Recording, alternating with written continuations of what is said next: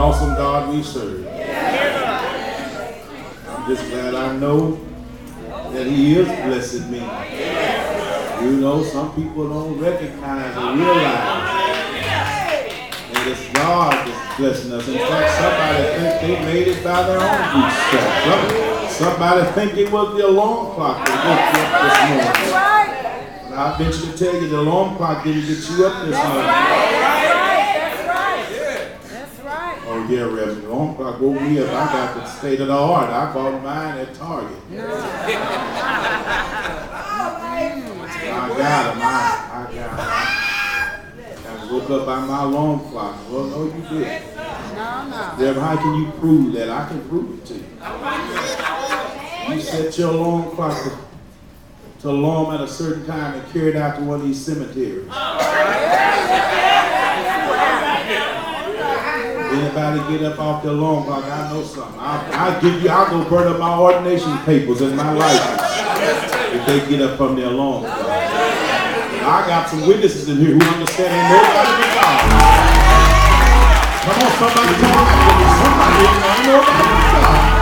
When you look around and see all your blessings that you have in your life, and every blessing you have, every door that they open, nobody but God. Somebody bless God in this place.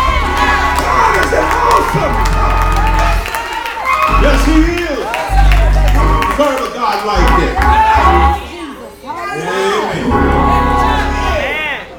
Yes, Lord. Yes. Genesis chapter 7. Genesis chapter 7. Yes, Lord Jesus. I wanted to leave Noah alone, but I couldn't. Yes, Lord. Yes, Lord. Noah chapter 7. I want to read 3 verses out of that chapter. Noah chapter 7. I said that this morning and I caught it, but I didn't catch it till just now. Now somebody turned their Bible looking for Noah too.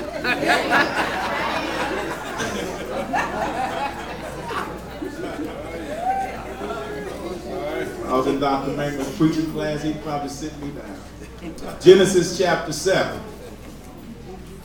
verses 1, 16, and 23. Genesis chapter 7. Verses 1, 16, and 3.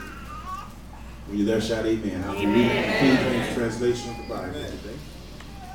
It reads, And the Lord said unto Noah, Come thou and all thy house into the ark, for thee have I seen righteous before me in this generation.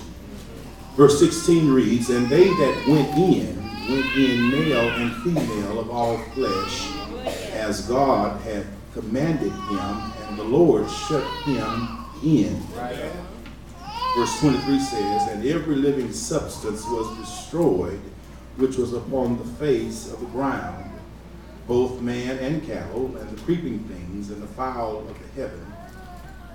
And they were destroyed from the earth. And here's a key verse, key passage. And Noah only remained alive, and they that were with him in the ark. I want to talk about safety in the ark. Safety in the ark. Amen. Safety in the ark. The account of the great flood holds many spiritual lessons for a Christian in this world today. This story parallels the spiritual condition of our generation. Amen. And it gives us a glimpse of not only God's judgment, but it gives us a glimpse of God's grace. And you know, in this day and time, with things being as dismal and dim as they are, it would do us good to have just a glimpse of His grace. There were only 10 generations from Adam to Noah. Now think about it. Only 10 generations from the point when God created man perfectly and created man in His own image. It was until then that he became so corrupt. Took him 10 generations For God to look down and see that man was, with every imagination, thoughts of heart, all he did all the time was that was evil. Only 10 generations until the creator of the earth and a man knew that he had to destroy them both. The account of the great flood, sisters and brothers, is one that tells a story of God's great wrath, and yet it tells the story of God's great mercy. Notice in Genesis, there are 2 chapters of Genesis that have been devoted to the creation. 2 chapters have been devoted to the fall of man. But 4 chapters have been devoted to the flood. Now, it's something in this. Amen. There are only 2 chapters about the creation of man. Yes, yes. Only 2 chapters about the fall of man. Yes, yes. But God allows the writer to end 4 chapters about the great flood. Yes, yes. I think it's something we can learn from the flood. Yes, yes. I think there are some principles we can gather from the flood. What does it mean? What is God trying to say? It's a message interwoven here in this text about the flood. And the purpose and intent of the sermon this morning is to encourage somebody who is, as the old preacher would say, out of the ark of Satan. Yes, sir. The person who's out of the will of God, who is out of the salvation of God. That person who's out of the ark of Satan. Come on, preacher. This word is for you. To remind you, if you don't know Christ in the pardon of your sins, today is a mighty good day to find safety in the ark. If you never accepted Jesus Christ as your Lord and your Savior, if you never experienced a relationship, oh, what a relationship it is, with the Almighty God, that this is your day to find safety in the ark.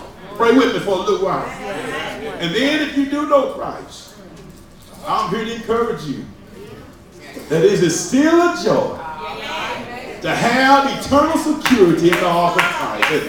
Somebody knows what I'm talking about here. No matter how dark the night, no matter how long the night, we know that weeping might endure for a night, but joy, somebody knows what I'm talking about, will come in the morning. You just hold on a little while longer. Joy comes in the morning. Weeping endures for a night, you know. And sometimes the nighttime looks like it's in the morning time. In the morning time, it look like it's nighttime, but the writer literally means that joy is coming after a while. Somebody's praying with me. We're going to look at a few things here in the text today that relates to being safe in the ark, safe in the ark. And we're going to look at God's invitation in the text. We're going to look at God's protection. And then we're going to look at God's salvation here in the text. In verse number 1, look at what it says. Verse 1 says, "And the Lord said unto Noah," he says, "Come thou and all your house into the ark." But notice, the Lord says to Noah. Noah didn't say to God. God says to Noah. Noah didn't initiate it. It was God. And God's invitation, we have to understand that God always initiates the invitation. That if you're sitting in here this morning, and by some chance you think it is because of something you've done, or somebody that you helped along the way, or some degree you have behind your name, or some kind of car that you drive that gave you carte blanche in the presence of God. You didn't do it. God initiated the salvation that had it not been for the Holy Ghost who convicted our hearts to know that we are lost.